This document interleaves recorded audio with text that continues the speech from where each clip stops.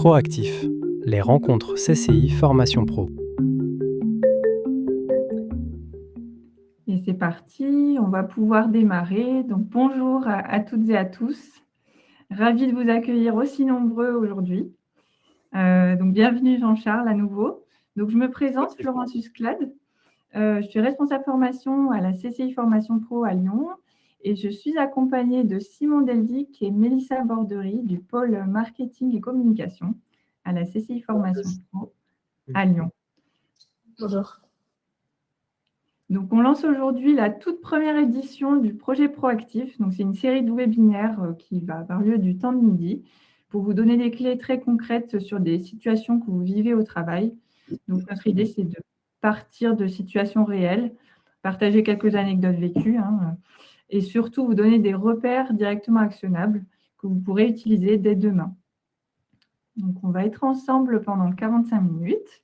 Vous pouvez parler dans le chat, voilà, dire bonjour, poser éventuellement une petite présentation. Et vous avez aussi un onglet questions qui va vous servir donc à poser des questions à notre intervenant du jour. Et Simon et Mélissa donc, sont là pour les centraliser et on en prendra quelques-unes en direct. Voilà, donc après le webinaire, si le sujet vous parle, on pourra bien sûr vous accompagner via nos formations, inter ou sur mesure. Et alors aujourd'hui, on va parler d'un sujet très concret, comment manager une équipe quand on n'a pas de pouvoir hiérarchique. Et pour en parler, donc on est avec Jean-Charles Fichot, qui est formateur expert en management et qui nous fait l'immense honneur d'être avec nous. Jean-Charles, pour commencer, est-ce que tu peux te présenter en quelques mots et nous dire ce qui t'a amené à travailler sur ce sujet du management sans pouvoir? Bien sûr, oui, merci Florence. Oui, bonjour à toutes, bonjour à tous. Alors, en quelques mots pour vous dire pourquoi je suis là, eh bien, j'ai été manager pendant 16 ans, manager hiérarchique, non hiérarchique. J'ai fini directeur commercial avec le côté hiérarchique et puis aussi le côté non hiérarchique parce que j'étais un peu chef d'orchestre vis-à-vis de différents services dont j'avais besoin pour mes missions commerciales avec mes équipes. Et j'avais depuis bien longtemps envie de transmettre. J'ai pris le temps de la réflexion et au bout de ces 16 ans d'expérience en management, je me suis lancé dans l'accompagnement de managers. Je me suis formé et je me forme tout le temps. Et maintenant, ça fait 22 ans que j'accompagne les managers hiérarchiques, non hiérarchiques, sous les formes les plus appropriées, coaching, formation, micro-learning, pour les aider à progresser, pour les aider à prendre leur poste, etc. Et ce qui m'amène à être là, c'est que souvent, bien entendu, j'ai des managers en situation non hiérarchique. J'ai l'impression que ça se développe de plus en plus. Et souvent, la question est, bah, je ne suis pas légitime, je n'ai pas le pouvoir, donc je ne peux pas faire. Alors, ça me fait réagir et c'est tout l'enjeu effectivement de ce webinaire, c'est de regarder les choses en face et peut-être de démystifier cette idée et de regarder ces idées reçues et peut-être de leur tordre le cou et de regarder les choses en face. Donc voilà pourquoi je suis là devant vous et je l'ai vécu, moi, hein, cette situation il y a quelques années d'être en situation non hiérarchique et j'avais besoin de ces services, il fallait qu'on fasse quelque chose. Voilà, voilà pourquoi je suis là. Super, merci pour cette présentation. Alors du coup, je crois que pour démarrer, tu avais une question pour nos participants. Si tu peux Oui, la alors avant partager. de parler peut-être des spécificités de ce type de management, je voudrais que vous nous disiez dans le chat la question, puisque c'est bien le thème d'aujourd'hui, qu'est-ce que le fait d'avoir le pouvoir vous aurait apporté de plus? Voilà, qu'est-ce que le fait d'avoir, si j'avais une baguette magique, hop, vous êtes manager en institution non hiérarchique, je vous donne le pouvoir, qu'est-ce que ça changerait? J'aimerais que vous nous répondiez, et le temps que vous répondiez dans le chat, si vous le voulez bien, eh bien, on va peut-être, Florence, parler des particularités hein, de ce type de management. Hein. Je pense Oui, qu'on bien sûr, on oui. peut commencer par ça. Alors déjà dire qu'effectivement, ce type de management se développe. Pourquoi? Parce que les organisations sont de plus en plus en mode matriciel. J'ai mon hiérarchique et puis j'ai parfois un autre manager fonctionnel. Voilà. Les systèmes sont de plus en plus interdépendants, on ne fonctionne plus en silo. Donc, bien entendu, il faut décloisonner. Le système non hiérarchique est une réponse. Et puis, ce qu'il faut aussi rajouter, c'est que les nouvelles générations ont besoin de sens, elles ont besoin de participation de leurs managers, elles ne sont plus dans une logique d'obéissance. Et donc, la situation de manager en situation non hiérarchique est une réponse. Donc, ce n'est pas une mode, ce système-là, c'est une réponse structurelle à une complexité actuelle. Donc, ça, c'est quelque chose qu'il faut quand même rappeler. Les particularités de la situation du non hiérarchique, c'est quoi? C'est de gérer des gens qui ont des objectifs divergents. Il va falloir rassembler ce qui est épars. Il y a une autre spécificité très importante, c'est de gérer les enjeux de pouvoir. Oui, qui a le pouvoir? On va parler de ça, mais parlons-en déjà. Qui fait quoi? Et il va falloir aussi ménager la chèvre et le chou, parce que je vais solliciter des gens qui sont peut-être à des niveaux hiérarchiques différents du mien et peut-être, pourquoi pas, au-dessus aussi. Donc, il va falloir être dans cette diplomatie-là. Un point très particulier aussi dans ces spécificités, c'est le fait que j'ai à gérer une relation à minima à trois. Je dois gérer mon équipe, je dois gérer mon mode de fonctionnement, je dois gérer les hiérarchiques. Mon hiérarchique qui m'a nommé dans cette position et peut-être aussi les hiérarchiques, bien entendu, de mon équipe. Et à propos d'équipe, je voudrais tout de suite dire un mot, c'est qu'on ne va pas les appeler les collaboratrices et les collaborateurs. Quand vous êtes en situation non hiérarchique et un mot change la vie, chaque mot a son importance, vous avez des contributrices et des contributeurs à gérer. Ils contribuent à quoi? À vos missions, à vos actions, que vous soyez en situation en mode projet dans un temps bien déterminé, que vous soyez dans une position récurrente, en fonction support, etc. Ce sont des personnes qui vont contribuer, j'irai, à votre performance et aux missions qui vous sont assignées. Donc ça, c'est important de se dire qu'une des particularités, c'est comment je gère justement ce mode de fonctionnement. Est-ce que je suis attentif à cette gestion de cette relation, mon N+1, et peut-être qu'il y a d'autres N+1 à gérer pour qu'on puisse bien avancer, que je puisse bien clarifier le mode de fonctionnement, comment on peut travailler. Et ce sont des personnes, bien entendu, qui vont vous aider à avoir une équipe mobilisée. Autre spécificité rapidement, c'est la coopération, bien sûr. Il va falloir fédérer les efforts. Et puis, un autre point, c'est coopération, coordination. Et je terminerai sur une chose essentielle, la communication. Manager non hiérarchique, parfois vous venez un petit peu enquiquiner tout le monde pour collecter des infos. Donc, soyez visible et lisible. Voilà, il faut que les choses soient claires pour les personnes que vous sollicitez. Il faut donc il faut pousser parfois les curseurs de la communication. Soyez très explicite pour effectivement que chacun puisse se rendre compte que vous n'êtes pas là pour gêner, mais vous pouvez aussi, ce que vous faites peut constituer une opportunité, une utilité pour celui que vous allez solliciter. Voilà en gros quelques spécificités. Je ne veux pas être trop long, mais il y a peut-être des retours dans le chat de ce qui se dit sur Voilà. si j'avais le pouvoir, ça donnerait quoi? Tout à fait. Donc, on a parlé des spécificités. Effectivement, donc tu as posé une question par rapport à ce que le pouvoir aurait permis de plus, Oui. ce que ça aurait apporté en plus, en tout cas. Donc, on a quelques réponses qui sont en faveur donc, de la légitimité, notamment. Très bien. Le fait d'avoir l'impression que les collaborateurs sont plus coopératifs avec ceux qui ont le pouvoir. En hiérarchique, on a la main sur la priorisation des demandes que l'on peut faire vers les autres demandes reçues, alors qu'en transverse, on n'a pas ce pouvoir. On est assez dépendant du bon vouloir de la personne. OK. Et le pouvoir pourrait favoriser l'exécution selon le choix stratégique effectué en amont, permettre aussi une adaptation plus rapide au contexte économique si nécessaire. Voilà les retours principaux qu'on a eus à ta question. Parfait, merci Florence. Alors, on va peut-être maintenant rentrer dans le fond du sujet, pouvoir. Est-ce que c'est véritablement la question? Est-ce que le problème, c'est le pouvoir? Est-ce que c'est là où se situent justement les leviers? Ou est-ce qu'on ne confondrait pas pouvoir et autorité? Et puis j'entends aussi légitimité, mais bien entendu, on va y revenir. Le pouvoir, c'est une position. Bien entendu, c'est un statut. L'autorité, elle, c'est une reconnaissance et elle se construit. Alors, on va dire que le pouvoir s'octroie et l'autorité se bâtit, se construit. Très, très honnêtement, Quand je suis en situation non hiérarchique, effectivement, je n'ai pas ce pouvoir statutaire, mais regardons les choses en face. Imaginons un manager hiérarchique. Il a le pouvoir, mais ce n'est pas parce qu'il a le pouvoir qu'il a l'autorité. Moi, je n'ai pas le pouvoir, mais est-ce que je ne pourrais pas développer l'autorité?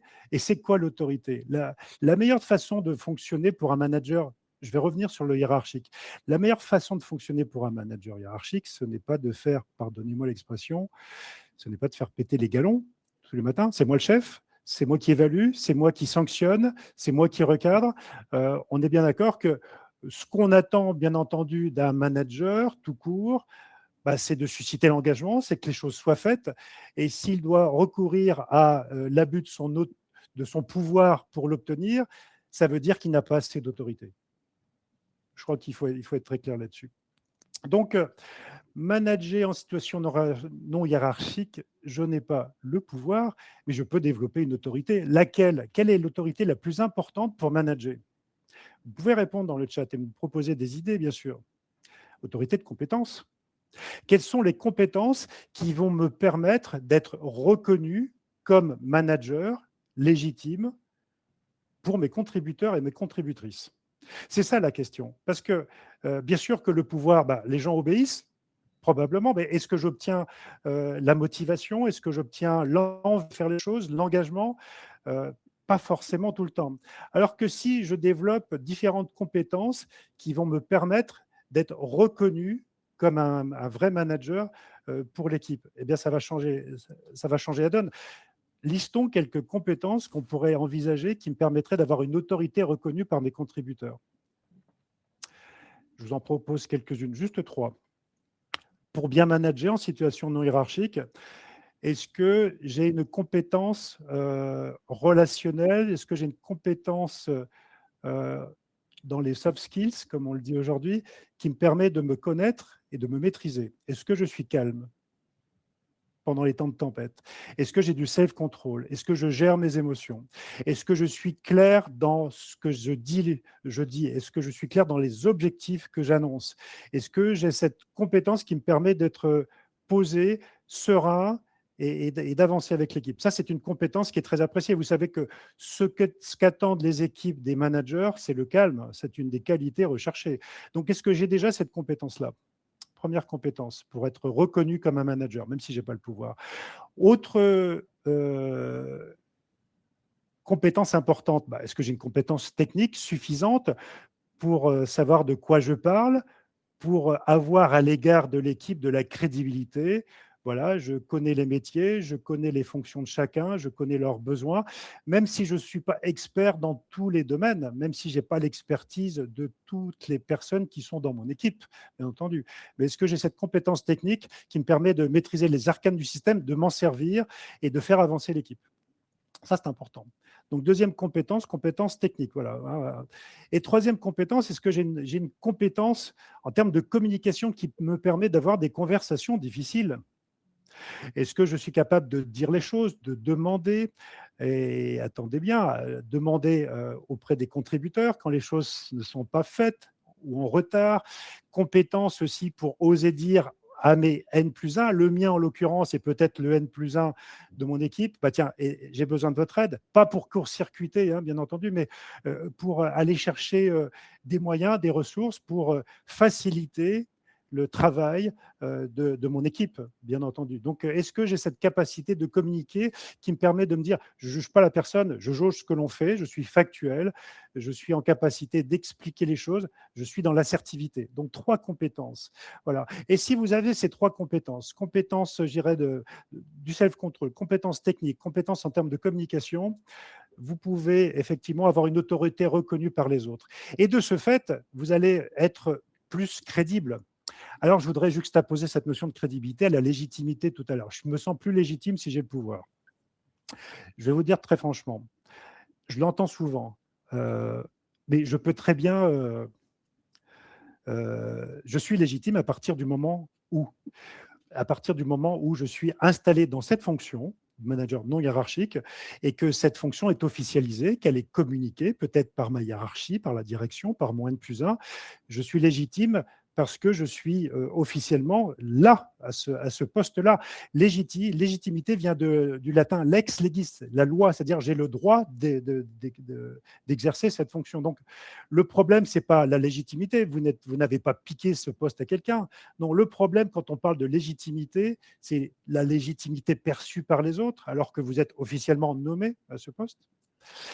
Le vrai souci, c'est la crédibilité. Ce n'est pas forcément la légitimité. Si les choses ont été bien faites, si on vous a bien installé, et là, je fais allusion au fait que si vous voulez que ça fonctionne bien en situation non hiérarchique, il va falloir que vous clarifiez vos objectifs, votre mission, votre mode de fonctionnement avec votre N+1, que faire quand ça ne marche pas, comment on fonctionne ensemble, les points de vigilance, et de l'aider aussi à vous installer correctement dans cette mission et vous donner les éléments de clarification pour que vous puissiez aussi les retranscrire auprès de votre équipe.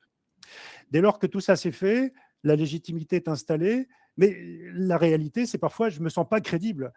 Pour gagner en crédibilité, il s'agit donc de travailler ces 3 compétences que j'évoquais tout à l'heure. Voilà ce que l'on peut dire déjà là-dessus. Florence, il y aurait tellement de choses à dire. Mais, Merci Jean-Charles voilà, pour ce récapitulatif. Donc, effectivement, on a eu des retours aussi des participants qui sont complémentaires avec ce que tu nous as dit, notamment donc, l'expérience, l'exemplarité, les connaissances du sujet, donc en lien avec les compétences comportementales. Donc, on a parlé de soft skills, ça revient aussi, communiquer, s'adapter, travailler en groupe. Quelqu'un a mentionné aussi le fait que d'être reconnu, ça implique un respect mutuel, une progression de chacun et une recherche de l'efficacité opérationnelle de l'ensemble de l'organisation. Et pour finir, donc l'empathie avant tout, compétence, mais sans l'autorité égocentrique, la réactivité à des problématiques, si tu veux rebondir à ça. Oui, tout à fait. Que dire là-dessus? Quand on parle d'autorité, vous voyez que dans cette situation en mode non hiérarchique, ça nous amène à aller chercher au fond de nous comment je peux engager l'action, comment je peux être facilitateur, comment je peux persuader, comment je peux convaincre, comment je peux animer l'équipe. Et donc, là, dépourvu de ce pouvoir statutaire, je suis exposé à l'équipe et là, je suis bien obligé d'aller chercher au fond de moi ce qui va me permettre d'être dans la relation, dans l'écoute, dans l'empathie, dans le questionnement, pour mobiliser l'équipe et comprendre comment fonctionne chacun. Et s'il y a une particularité aussi dans ce management non hiérarchique, mais une chose qui se pratique dans tout type de management, de tout type de relation d'ailleurs, c'est d'investir vraiment cette zone relationnelle pour créer un mode de fonctionnement qui me permet de découvrir et de connaître mieux la personne. À quoi tu marches, comment on peut fonctionner, de quoi tu as besoin, quels sont les points de vigilance, etc. Cette empathie va permettre de créer un mode de fonctionnement qui me permettra de savoir ce qu'il faut faire et éviter de faire avec la personne. Donc, je dois aller un peu plus loin et profiter de cette occasion et de cette chance d'être plutôt dans cette horizontalité que cette verticalité, puisque je suis en non hiérarchique, pour aller chercher la personne. Et je ne le fais pas parce que c'est statutaire, je le fais parce que je veux nourrir la relation. Et donc, il peut y avoir un avantage à être en situation non hiérarchique. Donc ça, c'est un point qui est important.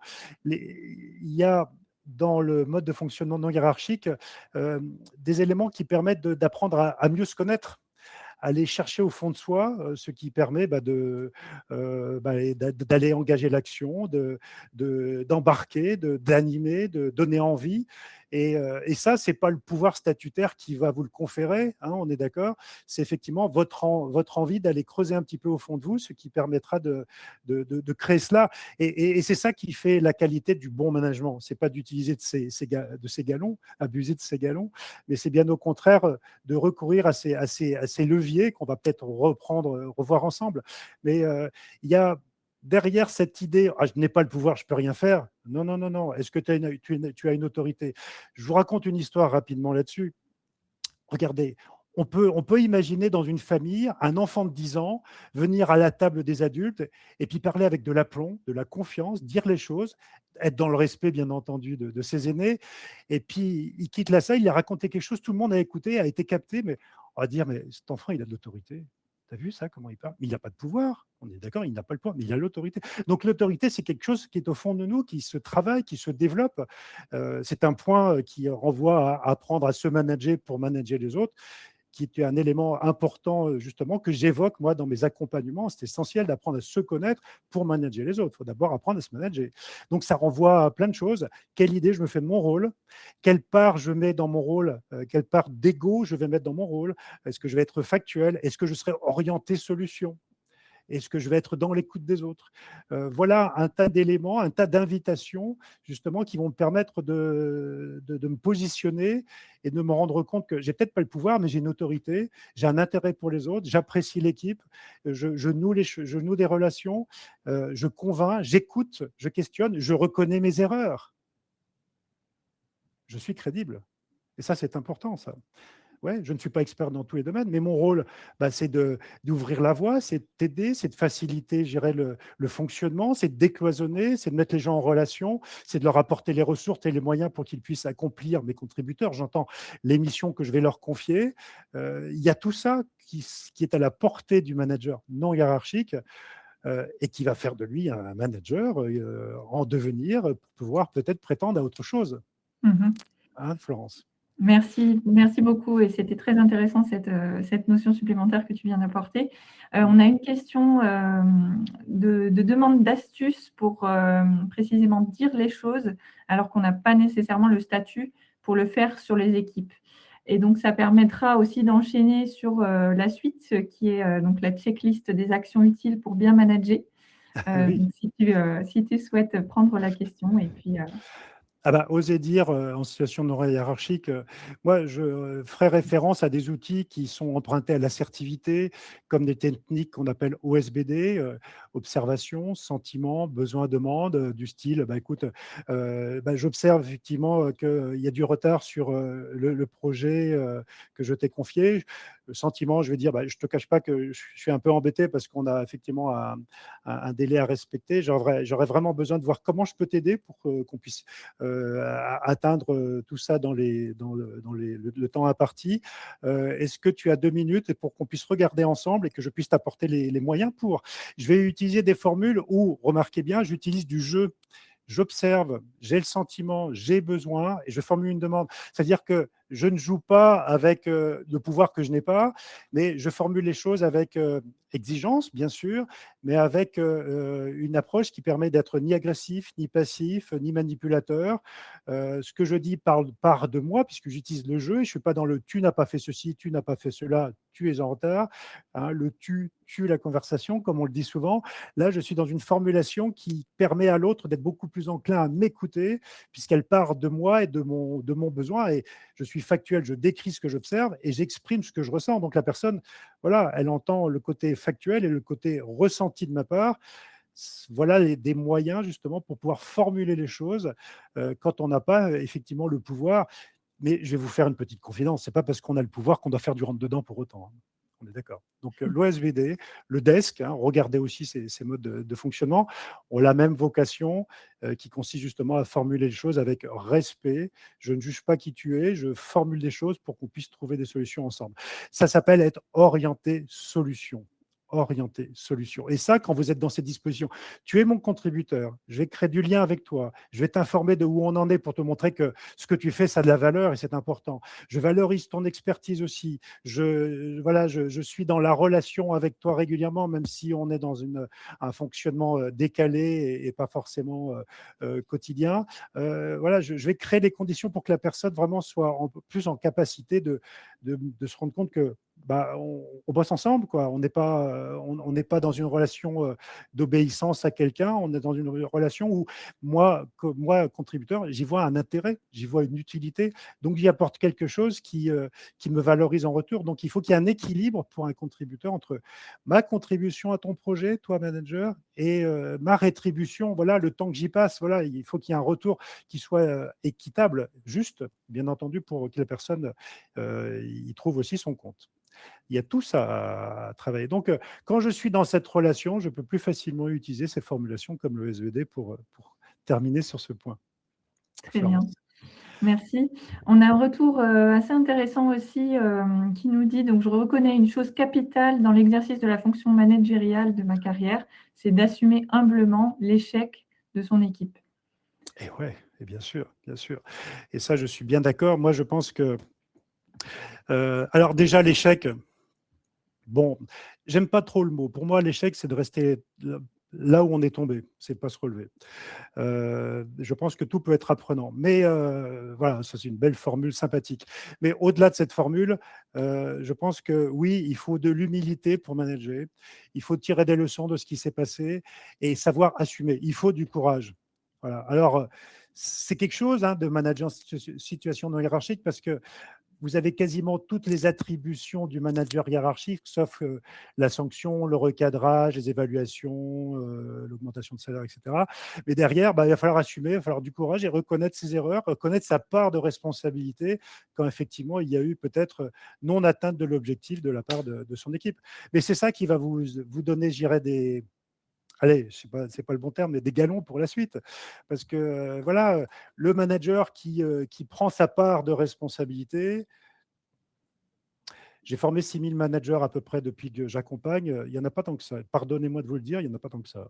Et ça, c'est une force de reconnaître ses erreurs, de reconnaître ses points faibles, mais aussi de dire que, voilà, que vous allez progresser, que vous allez faire ce qu'il faut, etc. Donc, je pense que c'est cette démarche assumée et tout à l'honneur du manager non hiérarchique. Très bien. Alors, on a une question un petit peu audacieuse, mais très Ah, pertinente. très Et bien. si les autres étaient simplement trop bêtes? Mais t'es trop bête. Alors, je ne sais pas ce que ça veut dire que trop bête. Euh, En tout cas, ce qu'il faut quand même aussi se dire dans tout ça, c'est que manager tout court déjà, et manager en situation non hiérarchique encore plus. Quand tout est flou, ça va pas le faire, ça ne va pas bien fonctionner. On est bien d'accord. Il faut que la mission soit claire. Il faut que le mode de fonctionnement soit clarifié avec votre commanditaire, votre N+1 qui vous met dans cette position. Clair sur l'objectif, clair sur les moyens, clair sur les ressources, clair sur les personnes. Vous allez les choisir, elles vous sont imposées, que savez-vous d'elles, etc. Donc, il faut éviter toutes ces zones floues parce que c'est ça qui va gérer des sources de malentendus et de complications et de conflits par la suite. Autant de votre côté, un malaise qui va peut-être en résulter, ou bien effectivement des conflits avec les autres qui vont devenir réfractaires parce qu'ils ne comprennent rien à tout ça. Alors, trop bête, je ne sais pas ce que ça veut dire, mais les compétences dont vous avez besoin, les compétences qu'ont les personnes, il faut savoir les évaluer. Et si vous avez bien mis les choses au point en amont avec votre hiérarchique, eh bien, peut-être que vous pouvez aussi avoir des discussions parce que vous avez anticipé. Voilà ce que j'attends comme compétences. La personne apporte d'autres qualités, mais pas celles que j'attends. Qu'est-ce qu'on fait? Comment on met ça en place? Et c'est là où la relation avec les N+1 est très importante. Voilà, trop bête, je ne sais pas ce que ça veut dire, mais peut-être qu'il y a un décalage entre ce que j'attends en termes d'expertise et les disponibilités qu'il y a, bien entendu. Alors, il faut trouver des solutions, il faut discuter. D'où l'importance de la communication, d'où l'importance de clarifier, d'où l'importance d'anticiper. Et je voudrais aussi rajouter une chose qui est importante que je n'ai pas abordée plus que ça, c'est que je vous disais, c'est une relation un peu tripartite, manager en situation non hiérarchique, c'est-à-dire qu'il va falloir clarifier les responsabilités, gérer les N+1, le vôtre et ceux de votre équipe. Il va falloir gérer votre équipe. Et donc, identifier aussi derrière ces personnes qui peuvent influencer, vous aider à peut-être développer les compétences, à trouver des solutions si vous trouvez les gens pas comme vous le souhaitez. Il y a aussi un point qui est à prendre en considération qui sort de ça, c'est que vous pouvez aussi avoir des personnes qui sont peut-être partie prenante de votre fonction, qui peuvent être aidantes ou bloquantes. Et la particularité du management non hiérarchique, c'est d'identifier aussi tous ces N+1 et peut-être des gens de façon plus éloignée, d'autres personnes dans d'autres services, qui peuvent être facilitatrices de vos actions ou bloquantes dans vos actions. Et si en plus elles ont un pouvoir statutaire et qu'elles sont opposées à ce que vous faites, elles peuvent véritablement vous bloquer. Donc ça veut dire que vous devez gérer les compétences de votre équipe, vous devez gérer les N+1 pour trouver des solutions et peut-être discuter de l'objectif, du délai, formation en plus, etc. Et il faut aussi ménager l'écosystème pour qu'il soit favorable à vos missions et qu'il soit effectivement en capacité de vous ouvrir les portes le plus possible. Donc, voilà l'intérêt d'être lisible et visible que j'évoquais tout à l'heure. Vous voyez qu'il y a tout ça à prendre en considération, encore plus quand je suis en situation non hiérarchique. Je ne dis pas qu'on ne le fait pas en management hiérarchique, je ne dis pas qu'on ne le fait pas tout court, mais on ne peut pas passer à côté de qui peut impacter ce que je fais, qui peut être aidant. Est-ce que j'ai un sponsor là-dedans? Est-ce que j'ai quelqu'un qui peut m'aider? Je trouve que la personne, elle n'est pas efficace. Comment faire? Est-ce que j'ai quelqu'un qui a un regard un petit peu neutre et qui peut me donner quelques outils, quelques conseils? Vous voyez que vous devez travailler cet écosystème et travailler en interaction pour ne pas vous sentir seul. Et ce sont des leviers qui vous permettront justement peut-être de débloquer des situations et de changer d'angle et de les voir peut-être un peu moins bêtes et de pouvoir peut-être rediscuter les choses. Mais une fois de plus, évitez les flous dès que vous prenez cette fonction, clarifiez les choses parce que justement, vous n'avez pas le pouvoir. Il va falloir que vous ayez des points d'appui, donc ne passez pas à côté de cet aspect-là, de ce diagnostic nécessaire dès le départ. Parfait, Voilà, merci Florence. Jean-Charles pour ta réponse. On va rebondir aussi sur une question sur la notion de l'âge. Comment manager lorsqu'il y a une grande différence d'âge entre le manager et l'apprenant, lorsque le manager est plus jeune que l'apprenant, en l'occurrence? Parce que le manager est plus jeune que l'apprenant. Mais il y a un point important quand on manage, c'est déjà, c'est pas, il y a une affaire de perception qui est liée à tout le monde, voilà. Et vous savez bien que notre mode de fonctionnement est lié à notre perception. Notre perception est liée à nos croyances, nos valeurs, etc. Parfois, on a des croyances limitantes qui peuvent nous amener, et des valeurs qui peuvent nous amener à penser que bah, difficile de manager des gens qui sont mes aînés parce que c'est dans mes valeurs, c'est peut-être dans mon éducation, c'est peut-être aussi dans mes convictions personnelles. Donc ça, ce sont des choses qui vous renvoient à apprendre à se manager et à tordre le cou à ces idées reçues. Alors, c'est un sujet vaste que je mène à chaque fois que j'accompagne, qui serait très long à aborder ici, mais on peut déjà s'arrêter sur la notion de croyance limitante. L'âge n'a rien à faire avec les compétences, pas forcément. Certains vont réagir en me disant, mais si, ok, oui, mais je pense que ce qui est important quand on manage, c'est de se poser la question de savoir c'est quoi être manager en situation de hiérarchie. C'est être le chef? Ben non, pas de pouvoir. Mais c'est être celle ou celui qui est là pour persuader, pour impliquer, pour soutenir, pour faciliter, donc pour identifier les compétences, pour faire progresser la personne. Alors, si vous avez face à vous des gens qui ont une forte expérience, mais tant mieux. S'il y a bien un point qui est essentiel quand on manage, c'est de se resservir une louche d'humilité tous les matins, parce que si vous voulez être crédible, bah, soyez humble, reconnaissez que la personne est meilleure que vous, mais votre rôle, c'est pas d'être supérieur à elle, mêlez pas votre ego à tout ça. Vous êtes là non pas, vous êtes là pour faire grandir, pour faire progresser, pour atteindre des objectifs. Alors si vous avez face à vous des gens qui ont des compétences, mais quel bonheur. Je suis en train de vous dire ça pour vous amener à changer d'angle par rapport à l'idée qui consisterait à se dire je suis jeune, elle est plus expérimentée, c'est compliqué. Ben non, pas forcément. Non, non, c'est une affaire de perception, Anakin, comme on dit dans un certain film, n'est-ce pas? Votre perception, vous pouvez la changer en tordant le cou à ces croyances limitantes, en expérimentant une autre façon de voir les choses. Voilà, le travail, voilà, l'explication serait longue, mais expérimentez, faites autrement, et puis posez donc la question à ceux qui l'ont vécu pour voir comment ils ont justement géré cette situation. Mais l'âge n'est pas est un faux problème. J'insiste aussi sur un point derrière tout ça auquel je pense, une fois de plus, je l'ai cité quelques fois, c'est l'ego. Hein. C'est votre ego. Voilà. Mettez l'ego de côté, soyez orienté solution. Voilà, je suis plus ancien et j'ai des plus jeunes, bah, voilà, je vais m'adapter.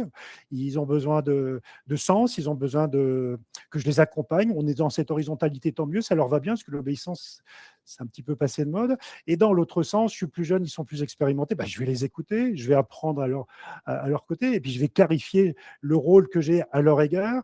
Et une fois de plus, la clarification et se dire les choses, communiquer avec assertivité s'il le faut, respect de l'autre, hein, mais exigence, permettra certainement de dénouer certaines situations. Et soyez donc dans la reconnaissance de qui vous êtes, de ce que vous faites, et connaissez donc vos points forts, vos points faibles et vos limites. Et ça, un manager qui est capable de dire ça avec subtilité, hein, c'est pas mal. Donc il peut être jeune et il peut faire plein de choses. Voilà. Merci pour ça, Charles. On a une question un petit peu plus large. N'est-ce pas la première brique que le N+1 annonce clairement le rôle qu'il donne? Est-ce que ce serait la première brique à poser que d'annoncer déjà le rôle qu'il a joué vis-à-vis des autres? C'est ça la question, Florence? Oui, ne faut-il pas que le N+1 annonce clairement le rôle qu'il donne? N'est-ce pas la première brique? Donc, le N+1 pour installer le manager en situation non C'est ça. hiérarchique, c'est ça la question? Oui.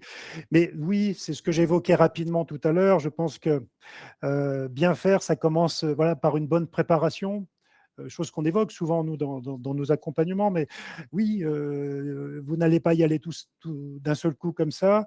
Alors, on est toujours en train de courir, vous allez me dire, mais vous avez besoin pour être installé, pour que cette légitimité soit bien perçue. Vous êtes légitime, c'est officiel, on est d'accord. Mais pour qu'elle soit bien perçue, c'est le rôle de votre N+1 que de venir vous présenter à cette nouvelle équipe en disant, je vous présente Madame Untel, Monsieur Untel, son rôle vis-à-vis de vous sera ceci, ceci, cela, voilà ce que vous allez faire avec lui, mon rôle à moi, c'est ça, et son rôle à lui, ou à elle, c'est de définir telle chose, d'accompagner, voilà, voici ses moyens. Si c'est clair, ça va beaucoup mieux. Hein. Encore une fois, un objectif flou entraîne une erreur précise. Ben, c'est pareil, si l'objectif n'est pas bien défini, si les règles ne sont pas bien posées, bah, c'est la porte ouverte à des complications et vous ne sentirez pas légitime, etc. Donc oui, je ne peux pas dire mieux que oui. Donc à vous de gérer une fois de plus hein, ce N+1, ce commanditaire, pour qu'il vous facilite la vie. Oui, enfin, pour moi, je ne vais pas dire c'est indispensable, je ne vais pas faire de généralité, je ne vais pas être absolu, mais bien entendu que ça peut vous aider. Hein, Mmh. c'est pour moi son rôle. Oui, il n'y a pas de raison. Tout à fait, Florence. Essentiel. OK. Une dernière question sur ce point. Comment manager des personnes qui sont toujours sur la défensive, même quand on tente clairement de les aider? Alors, quand elles sont sur la défensive, eh bien, alors, il faudrait que j'ai des détails pour répondre plus que ça, mais je crois déjà qu'il ne faut pas tourner le dos aux personnes qui sont justement un peu opposantes, réfractaires. Donc, self-control, calme, garder cette compétence que vous avez de bien vous gérer, d'être à l'écoute et donc de créer un temps d'échange. Peut-être que ce côté un peu non hiérarchique va permettre d'avoir une relation plus facile. Et questionnez-la, écoutez cette personne, faites-lui dire ce qu'elle a à dire, utilisez peut-être l'OSBD en disant bah, j'ai observé effectivement que il y avait des variations dans ton mode de fonctionnement, j'ai entendu ça, je ne te cache pas que je me pose des questions, j'aimerais en savoir un peu plus, est-ce qu'on pourrait discuter? Si vous approchez la personne dans le respect, dans la prise en considération de son attitude, si vous n'êtes pas opposant à ça, eh ben, vous allez créer certainement plus facilement les conditions pour qu'elle se livre, qu'elle vous explique. Et peut-être que derrière une opposition, un blocage, il y a une intention positive. Peut-être qu'elle attend quelque chose de plus, peut-être une valorisation, peut-être qu'il y a de la frustration, peut-être qu'elle aurait bien voulu avoir votre poste, que sais-je. Mais tendez la main, essayez d'être une fois de plus et toujours à ce moment-là orienté solution. Essayez de gérer ça en autonomie. Voilà. Donc ça, c'est à vous de le faire, à condition que ça fasse partie de votre mission, parce que dans le management non hiérarchique, pardon, bah, il y a tellement de cas de figure hein, derrière ce terme générique, mais j'ai la faiblesse de penser qu'il doit vous incomber la nécessité de gérer ça en autonomie, évidemment. Et voilà, donc soyez dans l'empathie, surtout à ces moments-là, hein, créez ces one-to-one. Ne mettez pas la personne mal à l'aise. Peut-être qu'il va falloir valoriser, peut-être que vous allez devoir reconnaître que vous n'avez peut-être pas été suffisamment à l'écoute. Reconnaissez des choses. Si c'est vrai, s'il y a un mea culpa à faire, parce que factuellement, bah, vous avez loupé une étape pour que la personne se sente bien, dites-lui. Dites-lui. Je ne peux pas vous dire mieux. Merci Jean-Charles. Ouais. Est-ce qu'on pourrait synthétiser, les leviers du management non hiérarchique en quelques Oui, mots? bien sûr, oh oui, tout à fait. Alors, les leviers du management non hiérarchique, c'est persuader. Il va falloir donner du sens. Voilà, montrer l'intérêt, l'utilité pour vos contributeurs de faire cette mission et qu'ils sentent qu'ils participent à quelque chose. Donc, persuader. Donc, il va falloir, bien entendu, travailler la quête de sens. Donc, elle peut aussi émaner de votre N+1. Donc, vous voyez l'importance de discuter. Deuxième point, impliquer, bien entendu, mobiliser, valoriser, donner de la reconnaissance, remercier, la gratitude, ça coûte pas cher, mais ça peut rapporter beaucoup. Et donc là, c'est un levier fondamental. Donc convaincre, quelque part, voilà. Persuader, impliquer, c'est quelque part convaincre. Il va falloir soutenir, être à côté des équipes, créer les conditions pour que ça fonctionne bien poser des règles claires, elles seront d'autant plus claires que vous aurez bien défini ça en amont avec les N+1. Et puis faciliter. Votre rôle, c'est quelque part ça, c'est facilitatrice, facilitateur des moyens pour que les équipes travaillent correctement, qu'elles aient des accès, des moyens, des ressources pour pouvoir faire les choses correctement. Donc votre rôle, il est là pour que chacun puisse se réaliser et s'éclater. Vous êtes là pour la protéger, cette équipe. Donc voilà en résumé, quelque part, les leviers qui sont utiles pour manager. Et là, vous êtes en train de me dire, mais finalement, Jean-Charles, ces leviers sont aussi à la portée de la main du manager hiérarchique. Bah oui. Vous voyez qu'on est en train de se rapprocher, de se dire que manager en situation non hiérarchique peut peut-être m'amener à d'autres évolutions par la suite. Et moi, j'avais une question à vous poser, parce que je vois que l'heure tourne. Ça passe trop vite, hein. Moi, je voudrais vous poser une question. Vous qui m'écoutez, qui me regardez et qui êtes ou qui avez été en situation de management non hiérarchique.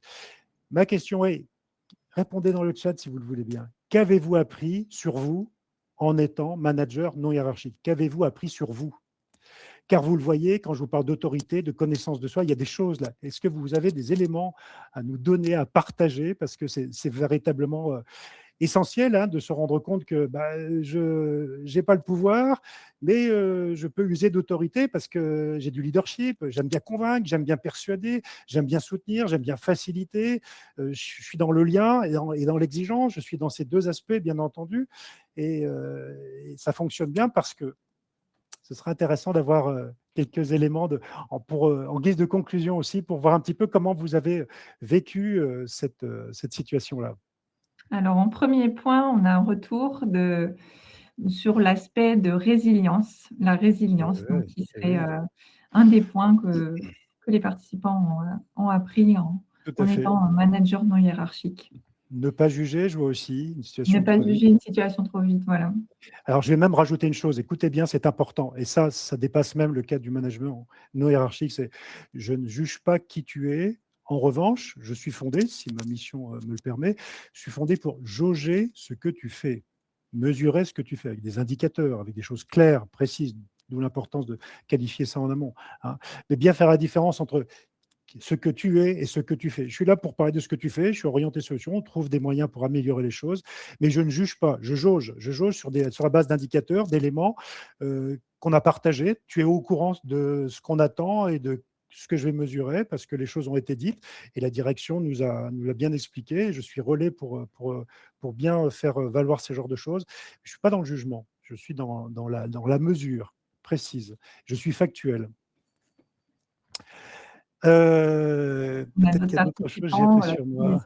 qu'ils ont appris. Je te laisse prendre connaissance, transmettre ma J'apprécie. vision, expliquer mes choix stratégiques et former les contributeurs. Eh oui, S'accorder un exactement. long temps d'observation avant d'agir. Oui, eh oui. On peut apprendre Mmh. aussi qui l'on est, comment je fonctionne en situation de stress, mes Eh points oui. d'amélioration et mes points forts. Et vous voyez que finalement, tout ça, ça nous permet de développer une connaissance de soi, apprendre à se manager pour manager les autres.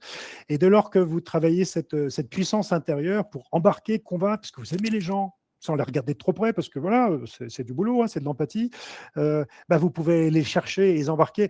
Et ça vous permettra de prétendre à autre chose, le management hiérarchique, par la suite. Vous voyez Effectivement, que finalement, hein, oui, excuse-moi, la compréhension, c'est que tout réside dans l'écoute et la découverte de ses équipes. et oui, tout à fait. Et oui. On écoute 2 fois plus que ce qu'on l'on parle et ce que l'on dit. C'est On pour ça écoute qu'on a beaucoup, 2 oreilles et une bouche. Voilà, il faut écouter 2 fois plus c'est vrai. qu'on ne parle. Et Bien, cette notion d'écoute, elle est fondamentale. Ça, c'est clair que, voilà, vous avez des experts, vous allez faire vivre les compétences de ces experts quand vous avez des contributeurs en face. Donc, allez les chercher et vous les valoriserez et ils seront plus à l'aise pour vous dire les choses, ce qui va et ce qui ne va pas. Donc, voilà aussi un point important pour bien manager en situation non hiérarchique qui permet d'aller plus loin. Et s'il fallait conclure, je vois qu'il est l'heure, Florence, peut-être oui, quelques c'est mots ça. Si pour… tu peux, voilà, faire une petite conclusion avant le mot de la fin. Oui, une petite conclusion en forme un petit peu de métaphore. Je me dis que manager en situation non hiérarchique, c'est comme apprendre à diriger un orchestre sans baguette. Le jour où vous l'aurez en main, cette baguette, les musiciens vous écouteront déjà. Voilà, je vous laisse réfléchir à cela, mais c'est aussi une phrase pour vous faire comprendre que finalement, là, euh, se mettre à l'épreuve en situation non hiérarchique va vous permettre de vous rendre compte que vous avez toutes les dispositions et toutes les compétences pour avoir une autorité reconnue et prétendre à aller plus loin, bien entendu, avec en plus le pouvoir statutaire. Alors là, c'est la cerise sur le gâteau. Mais le management non hiérarchique, finalement, vous permet de vous rendre compte que vous avez déjà des capacités à travailler qui vous permettront de faire de belles choses. Donc, soyons attentifs à ça, changeons d'angle et regardons déjà tous les trésors qu'on a au fond de soi pour embarquer et engager les équipes. Voilà un petit peu ce que je voulais dire en guise de conclusion, Florence. Donc, Merci c'est un beaucoup, chouette Jean-Charles. C'est métier. une très belle C'est un chouette métier. métaphore, effectivement. Une métaphore très parlante du chef d'orchestre. Eh oui. Donc, on arrive à la fin. J'espère que vous avez apprécié ce premier webinaire autant que nous avons pris plaisir à l'animer.